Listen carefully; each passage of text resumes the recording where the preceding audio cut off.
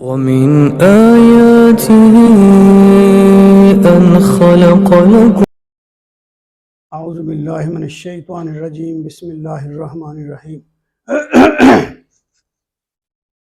دعا یعنی مدد کے لیے پکارنا۔ اب کس کو پکارا جائے اور کس کو نہ پکارا جائے، کون مدد کر سکتا ہے اور کون مدد نہیں کر سکتا،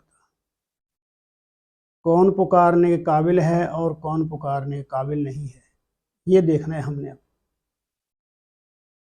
دعا کا معنی ہے مدد کے لیے پکارنا، مصائب و مشکلات سے چھٹکارا حاصل کرنے کے لیے اللہ کو پکارنا، اس کی رحمت اور فضل کو آواز دینا۔ ہر مسلمان کو اپنی مدد اور حاجت روائی کے لیے اللہ کو پکارنا چاہیے۔ اگر ہم مدد کے لیے اللہ کے علاوہ کسی دوسری ہستیوں کو پکاریں گے اور ان سے مدد طلب کریں گے تو یہ باطل پرستی ہوگی، اسی کا نام شرک ہے۔ اللہ کے علاوہ کسی دوسرے کو مدد کے لیے پکارنا اللہ کے غضب کو دعوت دینا ہے۔ اللہ تعالیٰ کا فرمان ہے کہ بے شک اللہ شرک کرنے والوں کو نہیں بخشے گا، اس کے علاوہ جس کو چاہے گا بخش دے گا۔ قرآن کا آغاز دعا سے ہی ہوتا ہے۔ دعا کی اہمیت کا اندازہ اس بات سے لگایا جا سکتا ہے کہ قرآن کا آغاز دعا سے ہی ہوتا ہے۔ سورۃ فاتحہ ایک دعا ہی ہے جو کہ پانچوں نمازوں میں پڑھی جاتی ہے اور اس کا ہر رکعت میں پڑھنا فرض ہے۔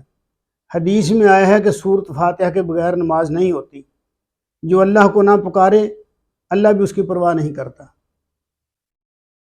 یہ ایک ہیڈ لائن ہے کہ جو اللہ کو نہیں پکارتا، یعنی اللہ سے دعا نہیں کرتا، اللہ بھی اس کو چھوڑ دیتا، اللہ بھی اس کی پرواہ نہیں کرتا۔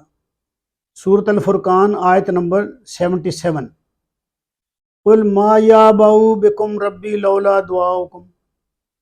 اس کا ترجمہ ہے، آپ کہہ دیجئے کہ میرا رب تمہاری ذرا بھی پرواہ نہیں کرے گا اگر تم اس کو نہ پکارو گے۔ اگر انسان اللہ کو نہیں پکارتا یعنی اس سے دعا نہیں کرتا تو پھر اللہ تعالیٰ بھی اس کو چھوڑ دیتا ہے کہ چلو اس طرح تو پھر اسی طرح ہی صحیح۔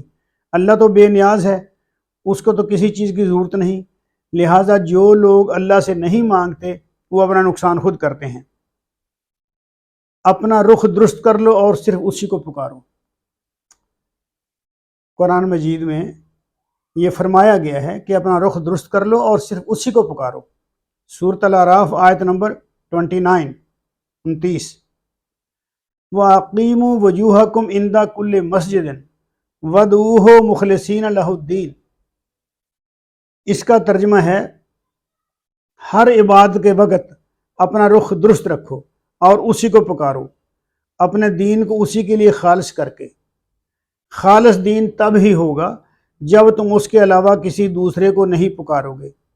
اگر اس کے ساتھ ساتھ دوسرے لوگوں سے بھی مدد مانگتے رہو، ان سے دعائیں مانگتے رہو تو پھر دین خالص نہیں رہے گا۔ یاد رہے کہ دعا بھی عبادت ہے۔ جب عبد اپنے معبود کی عبادت کرتا ہے تو اس میں تمام قسم کی باتیں شامل ہو جاتی ہیں۔ ہم نماز میں روزانہ پڑھتے ہیں التحیات للہ والصلوات والطیبات۔ یہ کیا چیزیں ہیں؟ یہ عبادت کی قسمیں ہیں۔ ہم ہر روز کہتے ہیں، دہراتے ہیں ان کو ہر نماز میں، یعنی تمام قسم کی زبانی، جسمانی اور روحانی باتیں، یعنی جو زبان سے کرتے ہیں باتیں اور جو جسم سے کرتے ہیں اور جو روحانی روح سے ہم کرتے ہیں، یہ سب اللہ ہی کے لیے ہیں۔ لہٰذا پہلے اپنے دین کو خالص کر لو پھر دعا مانگو۔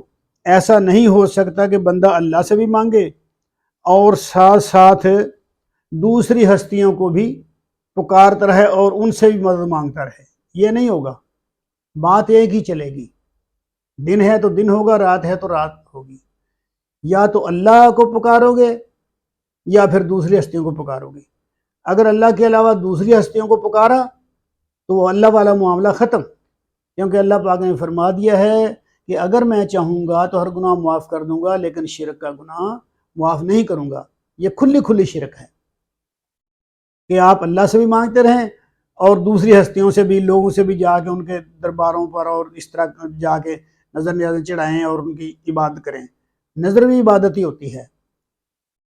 تو اس لیے جو اللہ کے ساتھ ساتھ دوسرے لوگوں کی مدد بھی مانگتے ہیں وہ مشرک ہیں، وہ شرک کرتے ہیں۔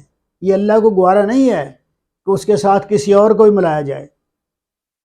دو گھروں کا مہمان بھوکا ہی رہتا ہے، وَتَبَتَّلْ إِلَيْهِ تَبْتِيلًا، سب کو چھوڑ کر صرف اسی کے ہو جاؤ، یعنی کسی اور کا خیال بھی نہ آئے تمہیں۔ وَتَبَتَّلْ إِلَيْهِ تَبْتِيلًا، سب سے کٹ کر، سب سے الگ ہو کر صرف اسی ایک کے ہو جاؤ۔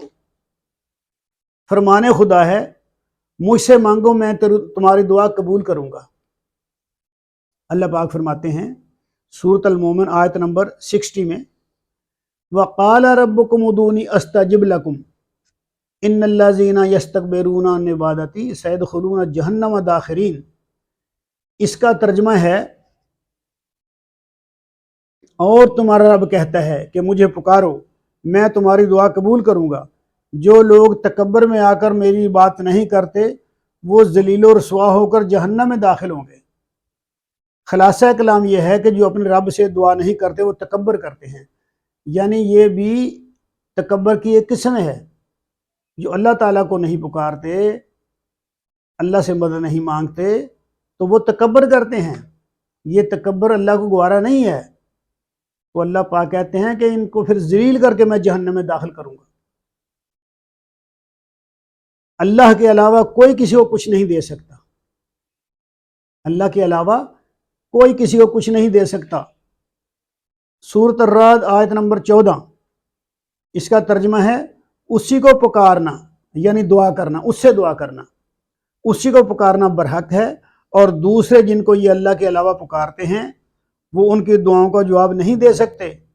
وہ تو ایسے ہیں جیسے کوئی شخص پانی کی طرف ہاتھ کر کے کہے کہ میرے منہ تک آ جا، حالانکہ میں پہنچنے والا نہیں۔ اور نہیں ہے پکارنا کافروں کا مگر بیکار، یعنی اللہ پاک یہ ایک مثال دے رہے ہیں کہ جیسے کوئی پانی کی طرف منہ کر کے کہے کہ اے پانی میرے منہ تک آ جا، تو اللہ فرماتے ہیں وہ کبھی بھی نہیں پہنچے گا، وہ پہنچنے والا نہیں ہے۔ ایسے اس کے لیے سبب ہوگا، کچھ کرنا پڑے گا۔ تو اگر ایسے بیٹھے بٹھائے کہہ دے پانی کو میرے منہ تک آ جاؤ، کبھی نہیں آئے گا۔ تو اللہ پاک کہتے ہیں کہ اسی طرح کافروں کی دعا قبول نہیں ہوتی۔ اللہ کے علاوہ کسی دوسرے سے دعا نہ مانگی جائے۔ یہ ایسے ہی ہے جیسے کوئی پانی کو کہے میرے منہ تک آ جا، وہی بات، لیکن اس طرح نہیں ہو سکتا۔ لہٰذا اللہ کے علاوہ کسی غیر سے دعا کرنا بالکل غلط ہے اور شرک ہے۔ اللہ کے علاوہ جن سے مانگتے ہو وہ تو ایک مکھی تک نہیں بنا سکتے۔ قرآن کریم میں اللہ پاک کا فرمان ہے بے شک تم اللہ کے علاوہ جن کو پکارتے ہو وہ سب مل کر ایک مکھی بھی پیدا نہیں کر سکتے، بلکہ اگر مکھی ان سے کچھ چیز چھین کر لے جائے تو اسے چھڑا نہیں سکتے۔ چاہنے والا بھی اور جس کو چاہا جاتا ہے وہ دونوں کمزور ہیں۔ الضعف و طالب والمطلوب، طالب بھی اور مطلوب بھی دونوں کمزور ہیں۔ انہوں نے اللہ کی قدر نہ پہچانی جس طرح پہچاننے کا حق ہے، بے شک اللہ غالب قوت والا ہے۔ اللہ تعالیٰ فرماتے ہیں اللہ کے علاوہ جن سے دعائیں مانگتے وہ کچھ بھی نہیں، یعنی جن کو تم پکارتے ہو اللہ کو چھوڑ کر ان سے دعائیں جا کے مانگتے ہو کہ ہماری مدد کرو، وہ تو کچھ بھی نہیں ہے۔ فرمان خدا ہے، ترجمہ ہے سورۃ بنی اسرائیل آیات 56 اور 57، 56 اور 57۔ ان کو فرما دیجئے، یعنی اللہ پاک اپنے نبی سے کہہ رہے ہیں کہ اے نبی ان سے کہہ دیجئے کہ تم خدا کے سوا جن کو معبود قرار دے رہے ہو ذرا ان کو پکار کر تو دیکھو، پس وہ نہ تم سے تکلیف دور کرنے کا اختیار رکھتے ہیں اور نہ ہی اس کے بدل ڈالنے کا۔ یہ لوگ جن کو پکار رہے ہیں وہ تو خود اپنے رب کی طرف ذریعہ ڈھونڈ رہے ہیں کہ ان میں سے کون زیادہ مقرب بنتا ہے، وہ خود اس کی رحمت کے امیدوار ہیں اور اس کے عذاب سے ڈرتے ہیں۔ بے شک آپ کے رب کا عذاب ہے بھی ڈرنے قابل۔ اِنَّ عذاب ربک کان محذورا، اللہ پاک فرماتے ہیں کہ میرا عذاب ایسا ہے کہ جسے ڈرنا چاہیے ہر کو۔ بہت برا عذاب جب اللہ پاک دینے پہ ہیں تو بہت برا عذاب ہے وہ۔ تو پھر یہ ایک وسیلے کی بات آ جاتی ہے کہ جی ہم نیک ہستیاں ہیں، ہم ان سے کہیں گے، یہ آگے دعا کریں گے، یہ اللہ کے مقرب ہیں. تو اللہ پاک نے اس بات کی نفی کر دی کہ جن لوگوں کے پاس تم جاتے ہو دعائیں کروانے کے لیے، دعائیں مانگنے کے لیے، وہ زندہ لوگ جن کو کہتے جا کے ہمارے لیے، یا مردہ یا زندہ، کہ ہمارے لیے دعا کرو، تم اللہ کے نیک بندے ہو، مقرب ہو، اس لیے ہمارے حق میں دعا کرو، تمہاری اللہ موڑے گا نہیں. یہ بات بالکل غلط ہے، اس آیت سے غلط ثابت ہوتی ہے. اللہ فرماتے ہیں کہ جن کے پاس تم جاتے ہو وہ تو خود میرے قریب ہونے کا ذریعہ ڈھونڈتے ہیں، وہ تو خود میری رحمت اور فضل کے امیدوار ہیں. تو تم کن کے پاس جاتے ہو دعا کروانے کے لیے؟ مجھ سے کرواؤ، سیدھا میرے پاس آؤ. ان عذاب ربک کان محذورا. تو یہ اللہ تعالیٰ کا عذاب ہے بھی ڈرنے کے قابل، بہت برا عذاب ہے جب اللہ پاک عذاب دینے پہ آئیں. آیات بالا میں بت پرستوں اور بتوں کی بات نہیں ہو رہی، یعنی یہ جو آیات پڑھی ہیں ان میں بتوں کی بات نہیں ہے کہ بتوں سے جا کے مدد مانگو، یہ زندہ لوگوں کی بات ہے. زندہ لوگ جو کہتے ہیں ہمارے آستانوں پہ آؤ، ہم یہ کر دیں گے، ہم وہ کر دیں گے، ان کی بات ہو رہی ہے. ان آیات میں اللہ کے نیک بندوں کی بات ہو رہی ہے کہ تم یعنی جو فوت بھی ہو چکے ہیں، ہم جن کو نیک سمجھتے ہیں، ہم نیک سمجھ کے جاتے ہیں نا ان کے درباروں پر، ان کے آستانوں پر. تو اللہ کو معلوم ہے انشاءاللہ تعالیٰ وہ نیک ہی ہوں گے، کیونکہ ہم تو نہیں جانتے، اللہ جانتے ہیں.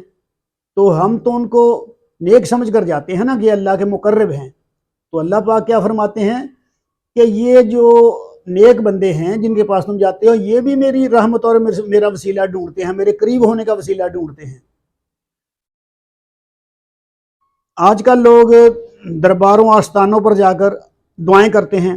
ان آیات میں ایسے لوگوں کو ہی مخاطب کیا گیا ہے. یہ لوگ کسی کی مدد نہیں کر سکتے اور نہ کسی کی تقدیر بدل سکتے ہیں. اللہ فرماتے ہیں کہ یہ نیک لوگ تو خود میرے نزدیک ہونے کا ذریعہ تلاش کرتے ہیں تاکہ وہ کسی بھی طرح اللہ کا قرب حاصل کر لیں. وہ تو خود اللہ کی رحمت کی آس لگائے ہوئے ہیں، وہ تمہیں کیا دے سکتے ہیں، اور میرے عذاب سے ڈرتے ہیں. اللہ سے ڈرتے ہوئے اور امید رکھتے ہوئے دعا کرو. دعا کیسے کرنی چاہیے کہ اللہ سے ڈرتے بھی رہو اور دعا بھی کرتے رہو. فرمان خدا ہے وَدْعُوهُ خَوْفًا وَطَمَعًا إِنَّ رَحْمَتَ اللَّهِ قَرِيبٌ مِنَ الْمُحْسِنِينَ. اور اللہ کو پکارو خوف اور امید کے ساتھ، بے شک اللہ کی رحمت نیک لوگوں کے قریب ہے، کیونکہ اللہ اپنی رحمت کے بارے میں فرماتے ہیں کتب علی نفسہ الرحمہ، کتب علی نفسہ الرحمہ، اس نے اپنی ذات پر رحمت لکھ دی ہے. کتب علی نفسہ الرحمہ وربک الغفور ذو الرحمہ، وربک الغفور ذو الرحمہ، اور تیرا رب بخشنے والا اور رحمت والا ہے. وربک الغنی ذو الرحمہ، اور تیرا رب بے پرواہ اور رحمت والا ہے.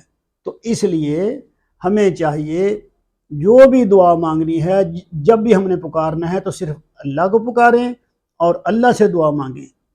اگر ہم یہ کام نہیں کریں گے اور اللہ کے علاوہ دوسروں کو بھی شریک کر لیں گے یا اللہ کو چھوڑ کر ان سے ہی مانگتے رہیں گے تو پھر کلیئر کٹ بات ہے کہ یہ شرک ہے.